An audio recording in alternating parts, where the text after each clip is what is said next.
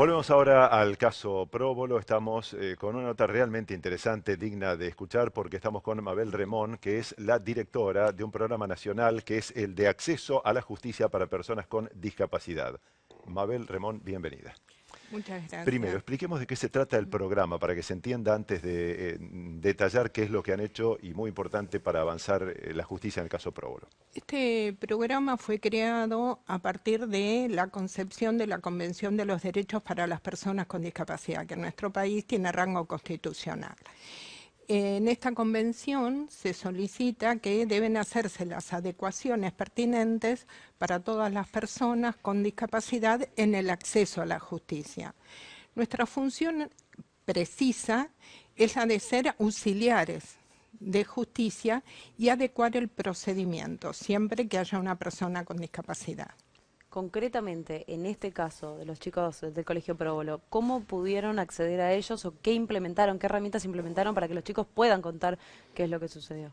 Eh, en diferentes situaciones hay una diversidad muy amplia dentro del tema de la discapacidad auditiva. Hay desde personas sordas que se autodenominan sordas con mayúscula hasta personas con hipoacusia o con implantes. La diversidad es enorme y cada una dentro de su diversidad necesita un acceso distinto.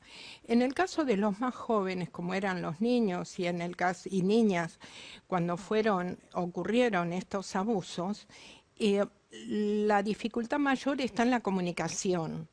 No solo en la comunicación, sino en la perspectiva de discapacidad. Es decir, las reacciones, las personas en general toman reacciones de pronto desmedidas de un niño o de una niña como atributo de la discapacidad, sin ver que de pronto el mensaje es por otro motivo, ¿no? Claro. Es decir, no buscan por qué está deprimido o no buscan por qué están exaltados, sino que se lo atribuyen a la discapacidad. Ujú.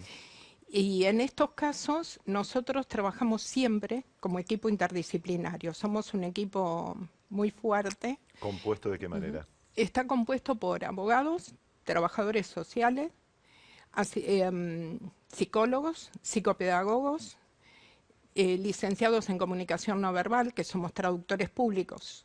No somos intérpretes de lengua de señas solamente, sino que podemos actuar en el marco de la justicia. Somos Perfecto. traductores públicos. Claro, claro. Para que Eh, esa declaración de ellos llegue a ser una tenga declaración judicial. validez, Exacto. tenga validez. La diferencia la suelo explicar de este modo. El que es traductor público de inglés, por ejemplo, Sí. o de alemán, sabe tanto alemán como un profesor de alemán o de inglés, Ujú. pero ese profesor no puede actuar en el marco de la justicia por desconocer los procedimientos y Exacto. diferentes situaciones de acceso, ¿no? Ujú. Y en el caso de los niños con discapacidad auditiva o los niños del próbolo, eso ocurría, es decir, el modo de interrogar, de qué modo se trabaja en cámara Gesell, de qué modo se hacen las evaluaciones psiquiátricas y psicológicas, porque los resultados son distintos, las evaluaciones deben ser diferentes. Ujú. No es que es la misma evaluación, va a dar un resultado obviamente errado Por supuesto. Ujú. por el tipo de discapacidad, Y ¿no? en este caso concreto, ¿cómo actuaron? ¿Cómo actuó En el este equipo? caso concreto, el trabajo se hace, si bien trabajaron también intérpretes locales que no son, no son peritos Claro. oficiales, tienen título de lengua de señas, digamos, como los Traductor, claro. profesores. ¿Qué es lo que ocurre en el resto del país? ¿No? No hay peritos. Lamentablemente no es una carrera usual. Ujú. Somos 7 en todo el país. Mm. No damos abasto Claro. en el programa, que nunca trabajamos solos, ¿no? Repito, siempre Ujú. somos un equipo y especialistas en discapacidad. En el caso del próbolo se trabajó también con los intérpretes locales, con las dificultades también de sobrellevar lo que es un interrogatorio, los testigos, el comprender que no puede mentir un testigo, Claro. que no puede falsear la verdad, etcétera, y las consecuencias Ujú. de ese testimonio. Bueno, ese tipo de cosas se fueron dando.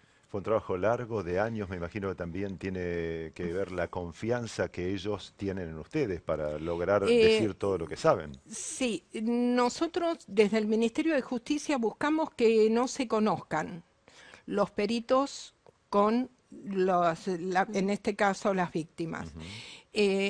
También está el próbolo de La Plata. Sí, claro. Y allí hemos trabajado fuertemente.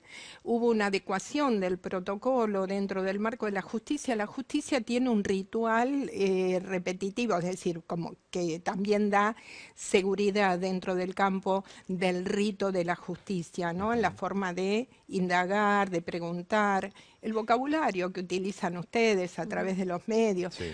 Uno conduce la pregunta a una respuesta determinada. Ujú. Bueno, por ejemplo, en La Plata, la fiscal actuante entendió perfectamente cómo era la situación y modificó sustancialmente las declaraciones, de qué modo se realizaban. Siempre se filmaron todas, de principio a fin. Nosotros solicitamos que eso se filme Ujú. como prueba también Claro. posterior o que se pueda imponer a revisión, ¿no? Es decir, toda la situación se modifica y eso en un comienzo bien provoca una cierta incomodidad en la justicia, pero Sí. por hábito nada más. Sí, sí. La principal barrera que tienen, más allá de la lógica, que De tiene que la ver con la comunicación, imposibilidad de escuchar, digamos, de ser sí. sordos, tiene que ver con el lenguaje que se utiliza también. No, no. La O sea, las principal, expresiones que tienen que ver con la ley se pueden traducir de alguna no, forma para que ellos lo entiendan. no, porque todo se puede traducir, todo se puede interpretar, pero estamos hablando de una lengua a otra lengua. Claro. Lo que no se puede es vivenciar. Y estas personas que no fueron incluidas desde muy pequeñas en las normas familiares, en las normas tampoco jurídicas, eh, pueden saber qué cosa está bien o está mal, pero Ujú. sin comprender por qué está bien o está mal, porque nunca fueron oídos, ni Claro. ellos ni los padres explicaron. Mabel, en lo humano, con toda la experiencia que tiene, Sí, ¿cómo vivió ese horror que iban contando los chicos? bueno, toda mi familia era sorda, los que me precedieron. Mi primer lengua fue la lengua de señas. En casa eran 6 personas adultas sordas. Eh, y realmente conozco la angustia de no poder contar. No hay nada peor para un ser humano no poder expresar lo que siente y no poder ponerle términos o palabras a eso que se siente. Y más cuando es tan fuerte todo eso que Pero ha cuando vivido. son niños, ni siquiera tienen a quién. En el caso de los niños sordos con padres oyentes, no tienen modo de contarle a sus padres qué les pasa, tengan o no lengua de señas, porque muchas veces la palabra nadie calcula que una persona con discapacidad va a ser abusada. Por supuesto. Mabel, gracias por contarlo para No, no todo hay el por país. qué. Mabel Remón es la directora del programa de acceso a la justicia para personas con discapacidad que depende del Ministerio de Justicia de la Nación.